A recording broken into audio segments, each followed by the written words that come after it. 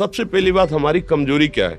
हम परेशान हो जाते हैं। संसार में देखो तो परेशान, परमार्थ की तरफ देखो तो हम परेशान हो, ये हमारा आदत स्वभाव बन गया परेशान होना। थोड़ा सा धैर्यवान बनो, गंभीर बनो। कोई भारी से भारी विपत्ति में परेशानी स्वीकार करके विपत्ति से थोड़ी निकला जाता। सुलझो, ठीक है, विपत्ति आई, समस्या आई, इसका समाधान होगा। ऐसा थोड़ी कि हमें नष्ट कर देगी। अगर अभी हमारी बड़ी हानि हो जाती है, हम कल इससे बड़ा लाभ प्राप्त कर सकते हैं। हमको एकदम बिल्कुल गंभीर रहना है, इतने कमजोर नहीं बन जाना। अब वो गए तो क्या होगा, अब वो वस्तु गई तो क्या, पद गया तो क्या होगा। प्रयास किया था, ये पद मिला था, इससे बड़ा पद प्राप्त करूंगा, मैं इससे बड़ा महान बनूंगा। ठीक है, एक बार गिर गया, गलती हो गई, दंड भोगूंगा, फिर इससे ज्यादा संयम में रहूंगा। बिल्कुल मतलब एकदम फ्रेश दिमाग रखना चाहिए। और अपने लोग क्या है, जरा सी बात में एकदम पछड़ा कर लेते हैं, एकदम कमजोर हो जाते हैं। ये बिल्कुल ठीक नहीं है। हम जीवन भर की यात्रा की बात कह रहे हैं, भारी से भारी कष्ट में भी मुस्कुराना, तो हमें बल मिला है, हमें भगवान की कृपा का दर्शन हुआ है, हमें उनका दुलार दिखाई दिया है। अगर ऐसे तो भाग जाते, फिर परमार्थ में थोड़ी चलना होता है। आज जो आप सुन करके लाभ लेने की चेष्टा कर रहे हो ना, ये केवल प्रवचन नहीं है, ये जीवन है। अगर ये जिए ना होते ना तो ये इसका प्रभाव नहीं पड़ता, फिर वाणी का प्रभाव नहीं पड़ता। हम इसीलिए कहते हैं, जैसे आप लोग एकदम परेशान हो जाते हैं, तो बोलो क्या हमसे ज्यादा परेशानी होगी? दोनों किडनी खराब, दवाई लाने के लिए पैसे नहीं, पानी रखा है हम उठ के पी नहीं सकते, भीषण शरीर में कष्ट, भीषण बुखार, क्योंकि किडनी फेल, जरा में बुखार, खाने को क्या, रोटी मांग के लाओ। अगर वहां सब्जी मिलती है तो लाल मिर्च ऐसी पड़ के मिलती थी कि वो पा नहीं सकते थे। आप सोचो, पानी लाना है तो मुझे लाना है, पीना है तो मुझे पीना है। अगर मैं हारता तो कहां पहुंच जाता, क्या स्थिति होती? नहीं, मरना है, पर कदम पीछे। कोई दिन ऐसा नहीं जिस दिन सेवा ना की हो, जिस दिन सेवा ना गए हो। गुरु जी की सेवा में जाना है, पहले अपने को स्वस्थ साबित करना है, नहीं वो सेवा नहीं लेंगे। तुम बीमार हो, तुम कष्ट में हो, सर उनकी दृष्टि बड़ी शांत है, उनकी सेवा की, आके लेट गए। फिर हिम्मत की, अपनी श्री जी की सेवा की, मधुकरी नहीं गए, 3-3, 4-4 दिन भोजन नहीं गए, पर सेवा नहीं छोड़ा, दिनचर्या नहीं छोड़ी। और उसका प्रधान कारण संयम, ब्रह्मचर्य, भगवत आश्रय, नाम जप, कभी हारने नहीं दिया। अभी भी थोड़ी देर बाद डायलिसिस शुरू हुआ, हारने, आपको हारे हुए नजर आ रहे हैं। शरीर में पीड़ा है, किडनी फेल है, ऐसा थोड़ा हम स्वस्थ बैठे हैं, पीड़ा है, बार बार प्यास लगती है, थोड़ा थोड़ा पानी मिलता है, लेकिन हम आनंदित हैं, हम प्रसन्न हैं। हम लड़ाई में हारे नहीं हैं, ना हारेंगे, हम जीत चुके हैं।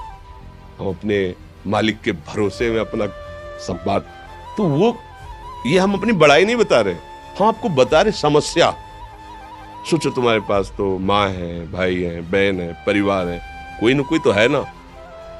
मेरा किसी ने कभी जीवन में ध्यान भी नहीं दिया, क्यों? बचपन से बाबा जी बन गए, किसी से प्यार नहीं, किसी से संबंध नहीं, कोई जानकारी नहीं, हम कहाँ हैं वो कहाँ, किसी से कोई मतलब नहीं। अच्छा, जवान साधु कौन श्रद्धा करे? कभी गांव जाने की हिम्मत नहीं पड़ती कि रोटी मांग ले, पता नहीं लोग क्या सोचेंगे, क्या भावना कर ले। हम दरवाजे पे खड़े हैं, क्या कैसी भाव, जो हमारे सामने आकाश वृत्ति से आया यौवन अवस्था में वही पाया है, अन्यथा भूखे रह गए। जब हम हर समय अपने को विवेक के द्वारा सावधान रखे तो हम कभी निराश नहीं हुए, कभी उदास नहीं हुए, कभी ऐसा नहीं लगा कि यार हम दुखी, कभी नहीं लगा। उसी का फल है कि उस सुख का संकेत मिल गया जहां दुख की निशानी भी नहीं है, वही उसी के बच्चे हो। हम सब उसी धातु से बने हुए हैं। हम इतना क्यों परेशान हो जाते हैं? हम ये देखते हैं अपने लोग, थोड़ी बात बिगड़ गई परेशान, नहीं बिगड़ी तो बिगड़ जाने की संभावना में परेशान है। आज सुख है लेकिन कल सुख छिन जाएगा, तो हम आज के सुख में सुखी ना होकर कल के दुख की आने की संभावना में हम भयभीत हो। मतलब क्या हमारी सोच रह गई? हमको इतना बलवान बनना है कि सुख और दुख दोनों हमको छू न सके।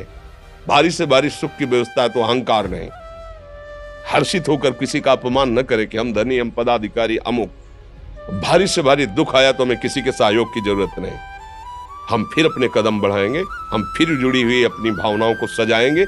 मस्त जीवन एकदम। तुम अविनाशी के बच्चे हो।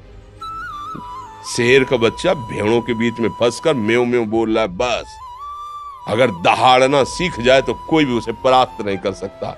ऐसे भगवद अंश तू प्रपंच में फंसकर अपने को इतना दीन क्यों देख रहा है?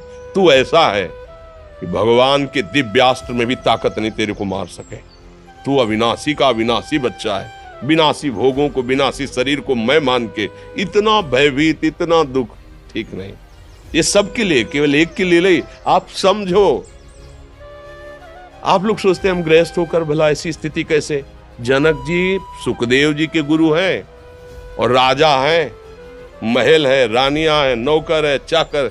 क्या सुखदेव जी जिनके शरीर में लंगोटी भी नहीं है, दिगंबर, परमहंस, परमहंस के गुरु है जनक जी जो राजा हैं। समझो, आप ऐसा ना सोचे कि हम नौकरी कर रहे हैं, हम संसार में, हम गृहस्थ हैं, हम आध्यात्मिक की ऊंचाई पर नहीं चढ़ सकते। नहीं, आप एक सरकारी नौकरी या आप किसानी या व्यापार करते हुए आप एक अध्यात्म की ऊंचाई में चढ़ सकते हैं।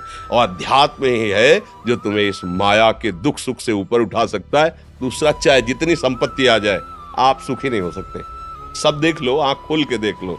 अध्यात्म ही है जो तुम्हें हर कष्ट सहकर मुस्कुराकर जीने का रास्ता बता देगा कि आप आनंदित हो जाओगे। कुछ नहीं बिगड़ा। अध्यात्म है तो कुछ नहीं बिगड़ा, अध्यात्म नहीं है तो कुछ नहीं बना, कुछ हाथ नहीं लगने वाला।